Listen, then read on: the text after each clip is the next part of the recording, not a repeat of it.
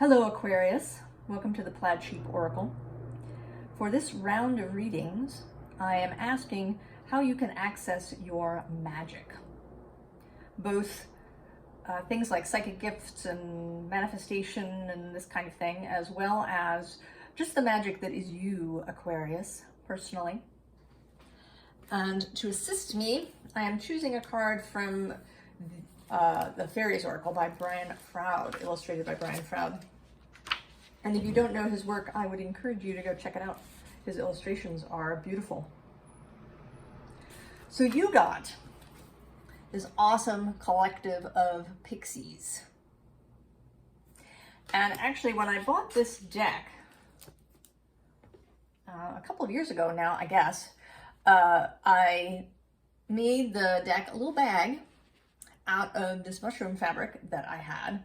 And I realized that I had this button. I don't know if you're going to be able to see it. We'll see how it comes out in the video. But it's a bunch of little figures that look just like the collective of pixies. So, they are on their own bag. I'm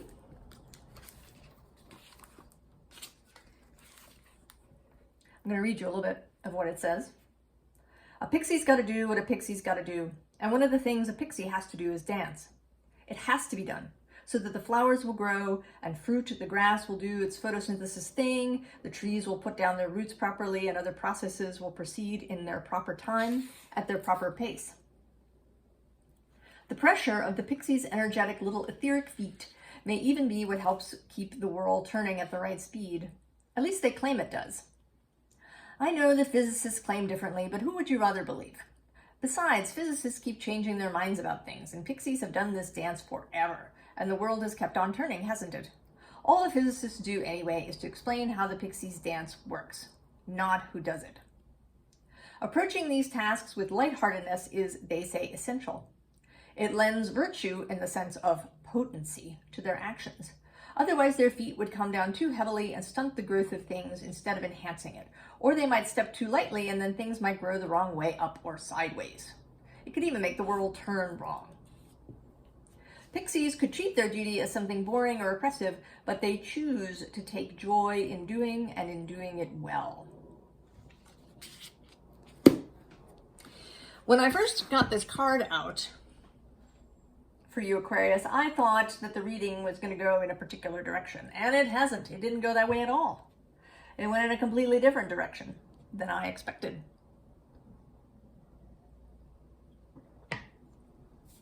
But it makes perfect sense to me. So you begin with this Knight of Swords. And, right, that is part of your energy. You are an air sign. And I think, right, you're very comfortable in intellectual spaces, in thinking. I have some Virgo in my chart, and there is some affinity between Virgo and Aquarius. We can be susceptible to being in our heads too much, yeah? The overthinking, analysis paralysis kind of energy. And that may be, right, the Five of Swords comes up a little bit later in the spread. So I think that if you are having trouble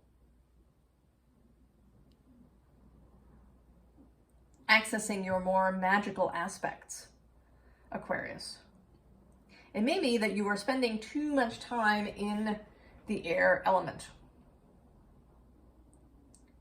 There are really only four cards of the air element. The main part of the reading isn't that at all. Right? We start both with this Four of Pentacles and this Knight of Pentacles. And I know the Four is often read as grasping or covetousness or stuckness. But in this deck, I feel that she's not clinging to these pentacles. She's holding them, to her bosom, but in ecstasy. And I think that it's not, you know, an ecstasy of like monetary wealth, although it could be. And there is absolutely, I'm here to tell you there's nothing wrong with that. But I think that here it's an ecstasy of the body. The Four of Pentacles as a firm body foundation. In medical astrology, Aquarius is about both the nervous system and the fascia, which is the sort of underlying fiber, right? The stretchy bit under our skin. And your fascia can become stuck to things and stiff. And that can cause all kinds of bodily stuff. And I don't know if you've ever had, if you've ever heard of muscle trigger points. I experienced something called frozen shoulder during the latter part of 2020 and the beginning of 2021. And that happens when the muscles freeze up, right? Some sort of either repetitive injury or sudden injury occurs, and the muscles freeze up in order to prevent any further injury from happening. And the nervous system is involved in that. Even if there's really no danger, the nervous system has cut off movement. And you have to come back into movement slowly and gently. So perhaps you experienced something, right? If this is coming to mind for me, it may be that you experienced something in the past that's made you a little shy about movement, that your nervous system is on edge and maybe reactive. And this can cause this, right? This Five of Swords can certainly be indicative of a nervous system in disarray. Right? A nervous system where signaling has gone awry. And parts of your body hurt, or you don't have the level of movement that you have in your body. And I think, right, that this can sort of happen mentally too, right? That your nervous system is involved both in your physical movement, but also in, you know, the movement of your mind and the ability to focus and concentrate and have new ideas. If you're stuck in a sympathetic, fearful, activated state, then all of these things are going to be more difficult.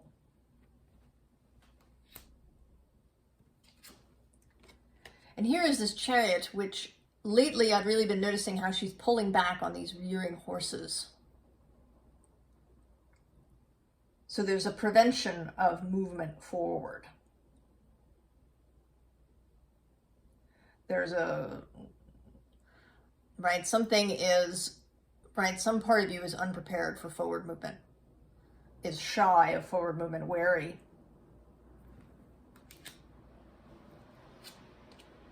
And the answers to this, right, we'll start out with, yes, Temperance. I have to admit that Temperance is generally not one of my favorite cards. It may be my Aries sun, but the idea of Temperance as balance, which is often how it's presented, is, yeah, I don't like it. I actually sort of like it a little bit better in the way of tempering, right? The actual idea of tempering, say, you know, you might temper alcohol. If you have a, you know, Everclear alcohol, you can temper it by adding water. And so that decreases its, you know, harshness. Temperance kind of in the form of moderation rather than balance. Because I sort of think that balance is a little illusory. Or that it, I mean, maybe it's that when people say balance, I have this idea of a static thing, right? Two things in balance. Whereas I think that the reality is that it's dynamic, right? We don't actually have homeostasis in the body. We have homeodynamism, right? That's what we want. We want a bodily system that moves, but moves in moderation rather than reactively. And this is confirmed here with the Six of Pentacles, which is, you know, about balance, about give and take, about reciprocity, about the ability to receive as well as to give. And then the Knight of Cups, right? Who wants to give his cup to someone, right? He's looking for a recipient for his cup. But a reactive nervous system can be just as wary and shy of goodness and love and sunny things as it is of potential threats, right? It's all stimulation to the nervous system. And it may be, you know, beyond your capacity in a given moment. And there could be, right, the next thing here is this opposition card. And certainly we have had a lot of this in the last several years. Lots of opposition, yeah. And under that is this 6th house card, which is about all of those sort of daily things that can sometimes feel boring, right? But the collective of pixies, yeah, wants to remind us that it doesn't have to be. The 6th house is also a sacred space house, right? Taking these things that we have to do, you know, making the bed and cooking dinner and doing the laundry, they're part of life, and they can be made sacred if we choose to look at them that way. And it may be that in the current moment that you've been finding that difficult. I do think of these readings as timeless, but we are living in this very fraught moment. And I totally can feel you if the everyday mundane things feel either overwhelming or just trivial. There's all this massive stuff apparently going on. And it may seem, you know, like a waste of time, or, you know, like it's stopping you from going somewhere. But you come out in the form of this 11th house card. So not you in your pureness, right? I didn't get the Aquarius card from this deck. I got the 11th house. So Aquarius has these two sides. One, there is the individualist, the forward, future thinking Aquarius, the Ziggy Stardust Aquarius, ruled by Uranus, like Einstein, who had a very strong present Uranus in his chart.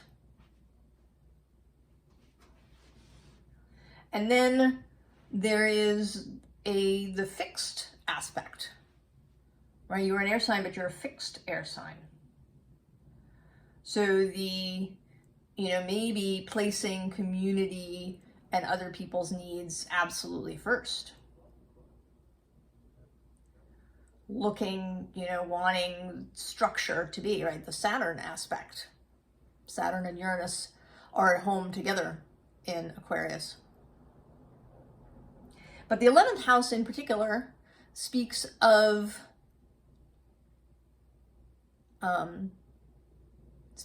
community, which is its underlying but it's also about our direction in life. So how we move forward in community with other people when maybe they make us crazy. When we think they're not looking forward enough, or they're doing things that are dangerous to the community, or they're stifling your individuality, whatever the thing is, having to come to terms with that. Having to find that way to hold. And this is kind of another, right, it's a balance thing, but it's, I don't know, I don't want to use the word balance. I just want to say that to holding two concepts, that it is possible to pay attention to yourself, to do what is good for you, what is in your personal self-interest, what it is your heart is asking of you, and at the same time to hold others in the community and the world at large in your mind as well.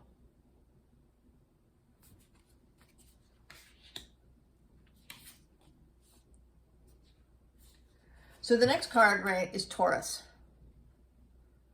the body, the earth. And then we get Cancer, feelings. And these are two very sort of individualist cards. What, you know, kind of on the beginning end of the zodiac, if we want to say, right, if Aries is the most individual at I am, Taurus is next, then Gemini, and then we get Cancer. The young end, right, childhood as we're growing, but to pay attention, right, to your bodily condition and to your emotions. Maybe you have been really up in your head, Aquarius, trying, right, getting caught up in overthinking,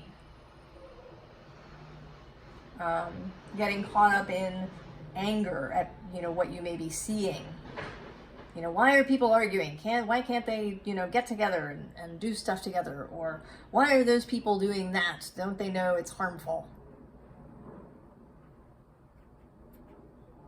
Right? You can get caught up in that and neglect how this is affecting you and your bodily condition and your own emotions, which affect also, right? It's all one thing. And then we have the other end of the spectrum with Pisces and Sagittarius. So these, right, Pisces is the most, right, it's kind of the the card without, right, the sign without borders within it. Pisces is taking everything unto oneself. The great unity in the sea that is Pisces. And then Sagittarius, which can be a very individualist sign too, right? The fire aspect of it, right? The centaur shooting his particular arrow at his target. But Sagittarius also has this teaching element, this desire to expand not just the self, but the whole collective. Right? Chiron, the centaur, was interested in healing not just his own wound, but in the wounds of others. So holding this balance, right, holding these two things that may seem paradoxical at the same time.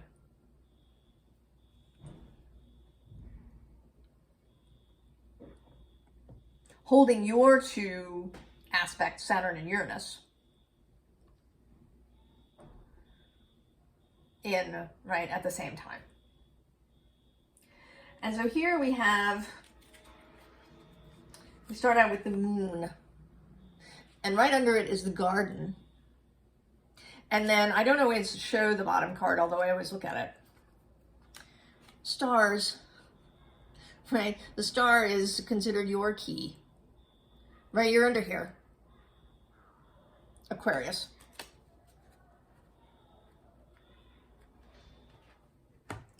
So to tend your garden, Aquarius.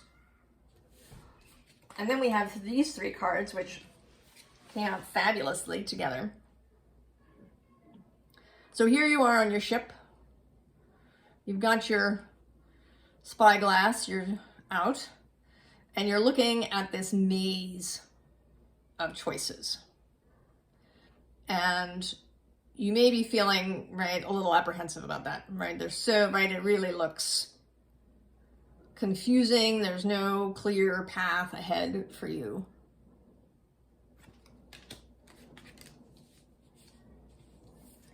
And then there's this Seven of Swords, which can be, you know, lies or people keeping things from you, or, you know, that kind of thing. But for me, it's quite often, you know, mental disarray, internal mental lies, if you will, right? Lying to yourself,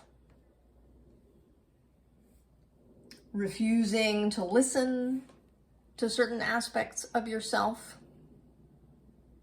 right? I've got my swords. I've got my swords. I'm not, you know, I've got my intellectual thoughts. I'm not going to pay attention to whatever this other thing is, because it feels, right? It can feel scary. If you're good at the intellect,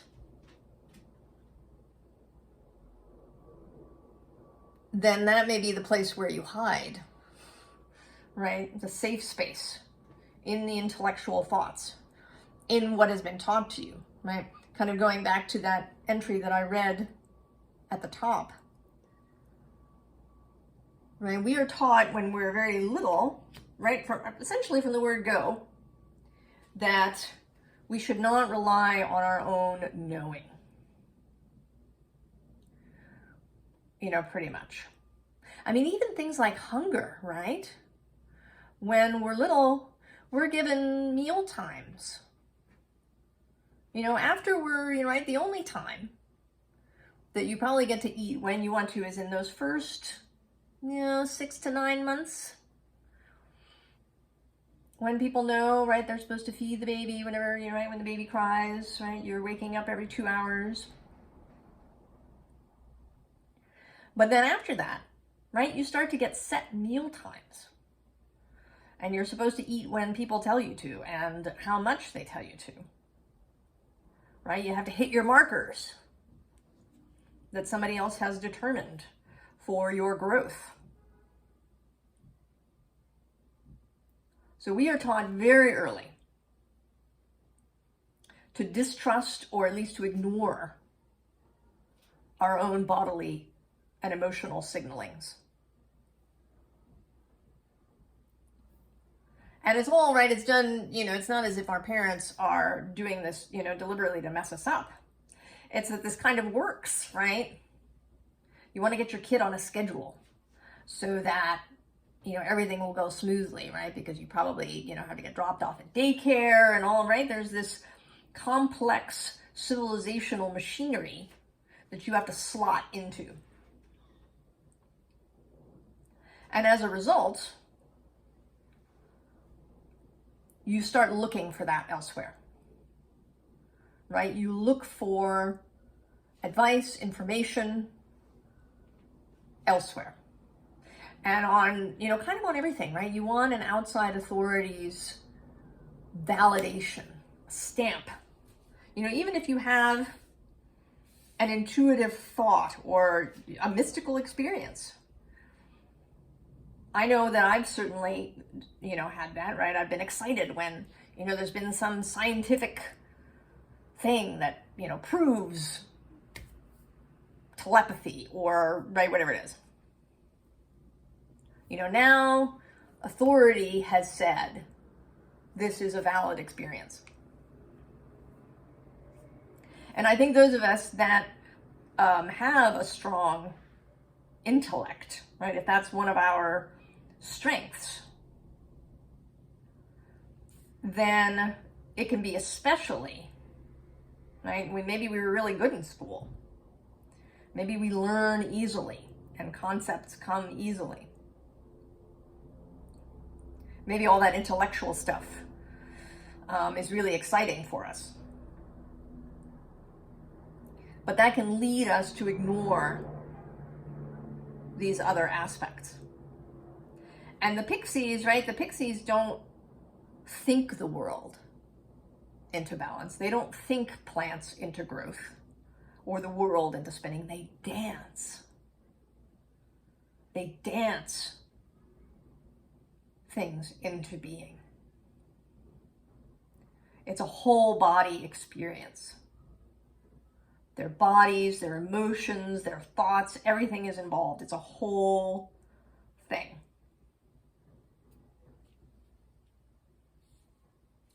And so these last three cards, the underlying, actually, of this grouping is this Page of Swords. And, right, she's listening. And I would say that she is meant to be listening with her whole body. So not just her mind, but her whole body.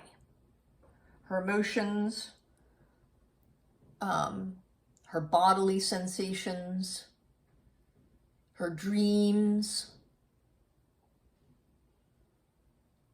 everything. She is open to every kind of communication that could show up.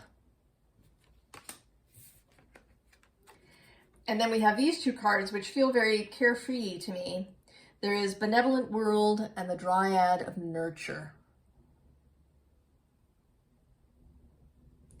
So this Benevolent World asks for, it does ask for faith.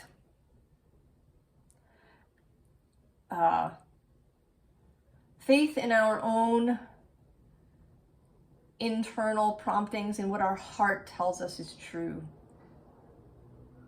about ourselves, about our own capacity, as well as faith in the goodness of things, in the choice to see the goodness in things, to see the world with a loving eye, with a benevolent eye.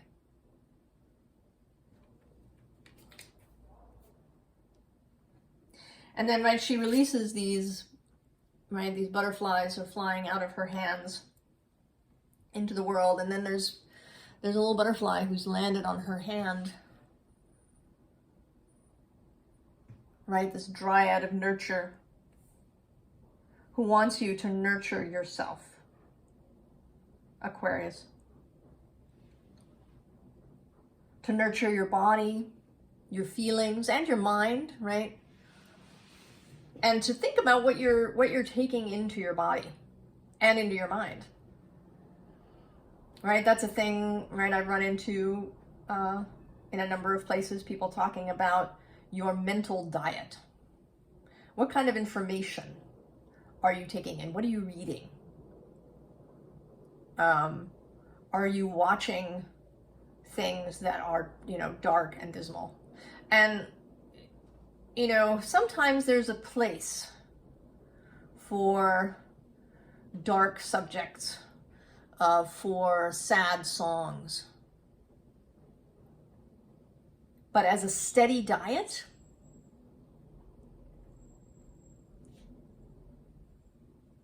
I think that, right, it can skew us to one side.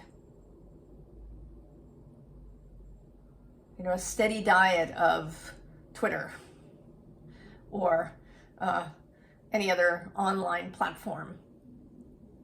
A steady diet of violent images and movies. A steady diet of reductionist thinking is as bad as, for us totally as, eating nothing but Oreos and potato chips all day long.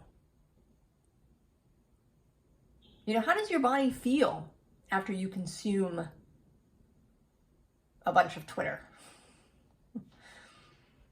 You know, does it feel kind of like, you know, eating a whole sleeve of Chips Ahoy cookies? And they're like, ugh. Right? Done on automatic pilot. Because that's what we've gotten used to. And because we're searching for that validation from an outside source. Oop, pardon, hold on, I'll be right back.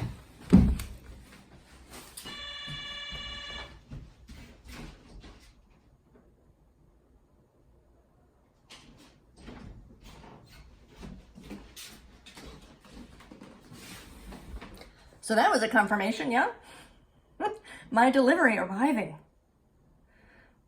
In the middle of me pontificating about consumption. Maybe it's also a sign that I should stop, right? Have I made my point, Aquarius? I think I have. So this is the deal, Aquarius. Get out of your head. Pay attention to your body. You know, however that works for you. That might be going out in nature. It might be, you know, reading poetry. It might be doing some sort of art or craft work, cooking a meal, taking a nap.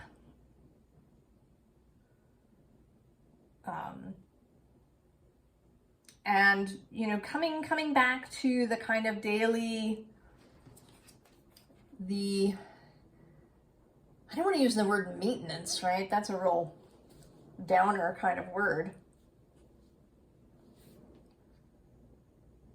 Right? Dancing your daily life. Dance your daily life, Aquarius. Paying attention to how you feel in yourself. Come back to knowing yourself as the authority on you. You are the authority on you.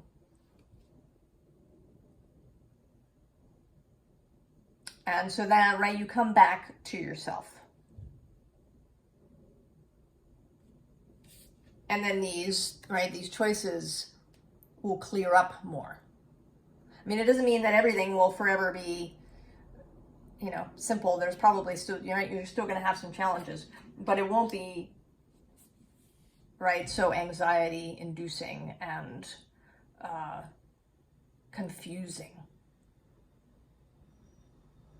when you come back to yourself as your own authority. So I wish you all of the very best, Aquarius, in coming back to yourself. I will see you next time. So long.